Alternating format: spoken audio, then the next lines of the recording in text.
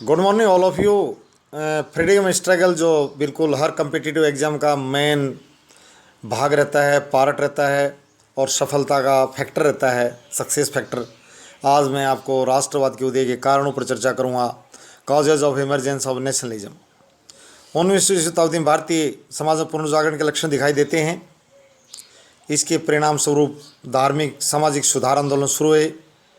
इन सुधार आंदोलन का प्रभाव केवल धर्म, समाज और साहित्य पर ही नहीं, अपितु भारत के राजनीतिक जीवन पर भी पड़ा।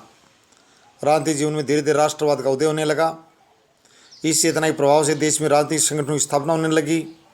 इन संगठनों में ईस्ट इंडिया एसोसिएशन, पूना सार्वजनिक सभा, मद्रास महाजन सभा, Bombay presidency association, Indian association आदि का नाम लिया जा सकता है। अंततः इन संस्थाओं के कार्यों तथा उभरते हुए राष्ट्रवाद के परिणाम स्वरूप 1885 ईस्वी में भारतीय राष्ट्रीय कांग्रेस का जन्म हुआ, जो भारत के स्वतंत्रता आंदोलन में मील का पत्थर सिद्ध हुई।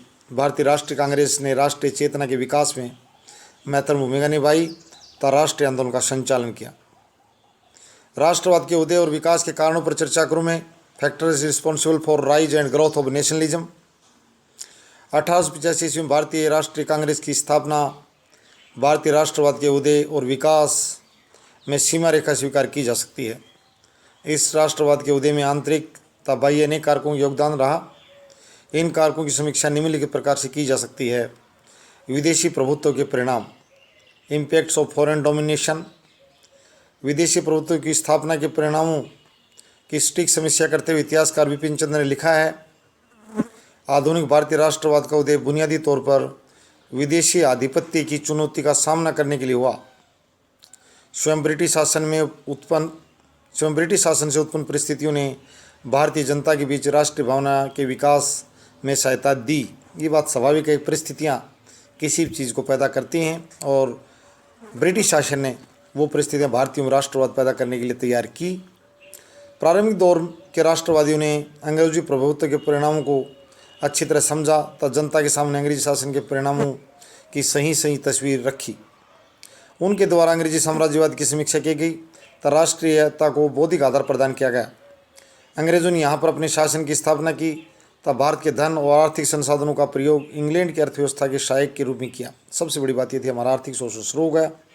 राष्ट्रवाद के उदय का सबसे प्रमुख कारण था विदेशी प्रभुत्व के परिणाम। लोगों ने विदेशी शासन की तस्वीर को देखा और भारत की तबाही को देखा उस शासन के प्रभाव के रूप में। इसमें भारत को उपनिवेश के रूप विकसित किया गया। प्लासी के युद्ध में जीतने के साथ ही भारतीय व्यापार पर एकाधिकार तथा धन की सीधी लूट का सिलसिला शुरू हुआ। धीरे धीरे इसका रूप बदलने लगा। 1813 ईस्वी में जहाँ धन की सीधी लूट जारी रही, वहीं भारतीय बाजार को पक्के माल से भर दिया जो इंग्लैंड से आयात होता था, तब भारत में कच्चा माल निर्यात किया जाने लगा। ये शोषण का एक हथियार बनाया कि कच्चा माल ले जाओ और पकाकर यहाँ लाकर बेचो। ये उपनिवेशिक अर्थव्यवस्था को आधार बनाया और हमारी लूट का आधार बनाया। उपनिवेशवाद के अगले चरण में जहाँ पहली दोनों बातें जारी रही, वहीं जब विदेशी पूंजी का भी भारी निवेश करके भारत को लूटा गया। इस प्रकार अंग्रेजी शासन की स्थापना से ही उसका विदेशीपन बना रहा और भारत में धन की निकासी जारी रही। ड्रेन ऑफ वेल्थ, बाद में दादा भाई नौरोजी ने थ्योरी दी। धीरे धीरे भारतीय इस विदेशी शासन की वास्तविकता को समझने लगे। उन्हें बात भी समझ में आने लगी कि विदेशी आधिपत्य ही भारत के सभी प्रकार की आर्थिक, राजनीतिक, सांस्कृतिक, बौद्धिक उन्नति में प्रमुख बाधा है। भारत के सभी वर्गों के हितों को इस विदेशी शासन के कारण चोट पहुँच रही थी। अंग्रेजों की उपनिवेशवादी नीतियों के कारण भारत के दस्तकार और शिल्पकार बर्बाद हो गए थे, तब भारतीय हस्तशिल्प उद्योग समाप्त हो गया था, क्योंकि इंग्लैंड में मशीनों से बने सस्ते वस्त्रों का मुकाबला नहीं कर पाता था। हमारी लागत ऊंची थी और उनकी सस्ती, तो प्रतिस्पर्धा में हमारे जो बुनकर थे वो पिछड़े। भारतीय दस्तकारों और शिल्पकारों को अपनी रोजी रोटी कमाने का अन्य कोई साधन नहीं मिल पाया, क्योंकि भारत में मशीन से चलने वाले कारखानों की स्थापना नहीं की गई। यहाँ जो पुरानी पद्धति पर आधारित उत्पादन जारी रहा, जो अधिक लागत से तैयार होता था। अंग्रेजों ने अपनी शासन की स्थापना करने के बाद भारत में आय के प्रमुख साधन भू राजस्व दरों को नहीं बदला, बल्कि भूस्वामित्व को बदल दिया। अंग्रेजों द्वारा चलाई गई नई भू राजस्व प्रणालियों स्थायी बंदोबस्त या लॉर्ड कॉर्नवालिस द्वारा की गई थी 1793 में। रैयतवाड़ी प्रणाली, माहलवाड़ी प्रणाली में भारतीय किसानों पर भू राजस्व की मात्रा उपज के आधे से अधिक कर दी गई। वर्षा पर आधारित खेती में अकाल पड़ने पर किसानों को कोई सहायता नहीं दी जाती थी। भारतीय किसान कर्जे के बोझ तले दबने लगा तथा निर्धनता, भूखमरी, अकाल और प्लेग से बड़ी संख्या में मरने लगा। ये जब भी इस व्यवस्था के खिलाफ विद्रोह करता तो कानून व्यवस्था के नाम पर उसे बुरी तरह कुचल दिया जाता था, निर्ममता से। शिक्षित भारतीय भी इस शासन से संतुष्ट नहीं थे।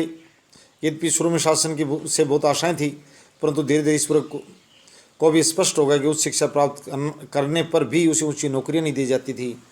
ऊंची नौकरी अंग्रेजों का कब्जा था, जो उन्हें घृणा की दृष्टि से देखता था, घृणा की दृष्टि से। भारतीयों में मात्र कलरकों पद दिए जाते थे। वास्तव में यही वर्ग था जिसने सबसे पहले अंग्रेजी शासन के चरित्र को पहचाना था। इसी ने राष्ट्रवाद के विकास में अहम भूमिका निभाई। धीरे धीरे शिक्षित वर्ग ने निभाई। सबसे पहले इस वर्ग की महत्वाकांक्षा बढ़ी तो वह स्वशासन की मांग करने लगा। तो उसे ये भी लगा कि अंग्रेजी शासन के अधीन भारत में सभी अर्थों में स्वशासन की प्रगति नहीं हो सकती। इसके अतिरिक्त भारतीय पूंजीपति वर्ग जो धीमी गति से उभर रहा था, वह महसूस करता था कि अंग्रेजों के कारण हानि हो रही है। सरकार की व्यापार, चुंगी, कर, यातायात संबंधी नीतियां इस वर्ग के विकास में बाधा थी। मात्र राजा महाराजा जमींदार वर्ग ही अंग्रेजों की नीतियों से संतुष्ट थे। हाँ, ये इनको पूरा निठलों को अच्छा माल मिल रहा था। ये गद्दार भारतीय थे, उनके एजेंट थे, न राजा थे न महाराजा थे। मैंने पहले भी कहा था, ये ऐश कर रहे थे हमारी जनता और अंग्रेज़ों के बीच में शोषण के एजेंट के रूप में। उनके इतने आपस में मेल खाते थे, परंतु उस समय बीतने के साथ उनमें कुछ लोगों में राष्ट्रीय भाव का संचार होने लगा था। एक आध व्यक्ति ऐसा होगा, मैं उस भाई को धन्यवाद भी देना चाहता हूँ। इस प्रकार स्पष्ट था कि सभी भारतीय विदेशी शासन की नीतियों से बुरी तरह प्रभावित थे और सभी वर्गों के हित अंग्रेजी हितों से टकराते थे। इस प्रकार भारतीय राष्ट्रवाद मुख्य रूप से अंग्रेजी हितों तथा भारतीय हितों में टकराव के परिणाम स्वरूप उत्पन्न हुआ। अंग्रेजों का हित भारत का अधिक से अधिक शोषण करने का था, जिसके चलते भारत निर्धन होता गया तब बार बार अकाल पड़ने लगे थे। 19वीं सदी के उत्तरार्ध में ही भारत के विभिन्न भागों में 24 बार अकाल पड़े, जिनमें लगभग 2,85,00,000 लोग मारे गए। भाई, रोंगटे खड़े करने वाली तस्वीर है। हमारे भारतीय 2,85,00,000 भारत माता की बेटियां मारे गए उस टाइम।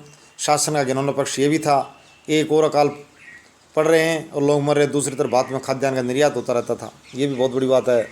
रंगमंच का दरबारों का आयोजन किया जाता था और गद्दार भारतीय उनके गान गाते थे, महिमा मान, जिनकी कईयों की तस्वीरें आज भी हमें पढ़ने और देखने में मिलती है।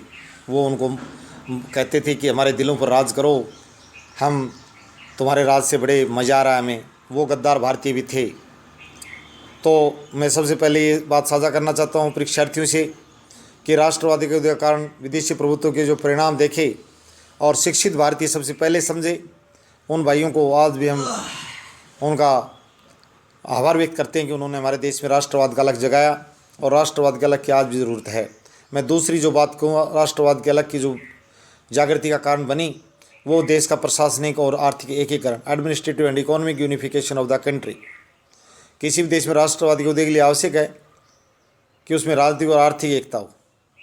भारतवर्ष में भौगोलिक व सांस्कृतिक एकता तो अतीत से हो रही थी, परंतु सारे देश में राजनीतिक एकता का अवसर कम ही है। अंग्रेजों ने सन 1856 तक संपूर्ण भारत को राजनीतिक एकता के सूत्र में बांध दिया। उन्होंने लगभग अपने कब्जे में ले लिया था 1856 तक पूरा भारत। अफगानिस्तान, बर्मा की तरफ भी नज़रें बढ़ा दी थी। वह भी उस समय जब सारी दुनिया के देशों में राष्ट्रवाद का विचार पनपने लगा था। अंग्रेज़ों ने इस देश को जीता ही नहीं, वरन यहाँ के आर्थिक संसाधनों असुलता और दोहन करने के लिए यहाँ एक शक्तिशाली और केंद्रीकृत उपनिवेशिक शासन की स्थापना भी की। उन्होंने एकीकरण अपने लाभ के लिए किया था, न कि हमारे राष्ट्रवाद को जगाने के लिए, परंतु उसका हमें अप्रत्यक्ष रूप से हमें लाभ मिला। हम एक समझ पाए अपने आप को एक भारतीय होने का, छोटी छोटी रियासतों को नकार कर, और लोगों में पता लगा कि we are Indians, we should live for India. यहाँ तक कि भारतीय रियासतों में भी प्रशासन पर अंग्रेजों का नियंत्रण था। सारे देश में अंग्रेज से लेकर ग्राम स्तर तक को प्रशासनिक रूप में बांधा गया। समान प्रकार की दंड संहिता, समान कानून, समान मुद्रा, समान कर प्रणाली, समान न्याय प्रणाली, कानून और व्यवस्था स्थापित करने वाली पुलिस प्रणाली का निर्माण हुआ। देश की राजनीतिक और प्रशासनिक एकरूपता ने भारत की आर्थिक प्रणाली को प्रभावित किया। भारत की सदियों से चली आ रही ग्राम की आत्मनिर्भरता, ग्राम समुदाय प्रणाली का अंत हो गया और भारत की समस्त अर्थव्यवस्था को पूंजीवादी अर्थव्यवस्था जोड़ा गया। ये सब अंग्रेज अपने हितों को पूरा करने के लिए कर रहे थे।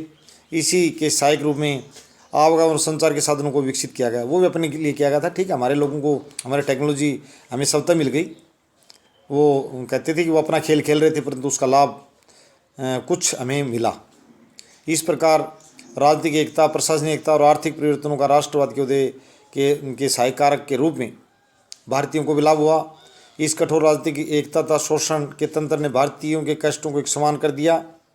अब सबकी एक ही प्रकार कठिनाइयाँ थी, तब अंग्रेज सभी के समान रूप से शत्रु थे। जवाहरलाल नेहरू के अनुसार इससे भारत में अधीनता रूपी एकता की स्थापना हुई। इस एकीकरण ने लोगों को एक दूसरे जोड़ने में सहायता की और राष्ट्रीय नेता आसानी से जनसाधारण तक राष्ट्रीयता विचारों को पहुंचाने में सफल रहे। तो देश का प्रशासनिक और आर्थिक एकीकरण हुआ। इससे भी राष्ट्रवाद का उदय हुआ, राष्ट्रवाद पनपा, फला फूला। तो ये मैं 2 बिंदु आपको बताए मैंने।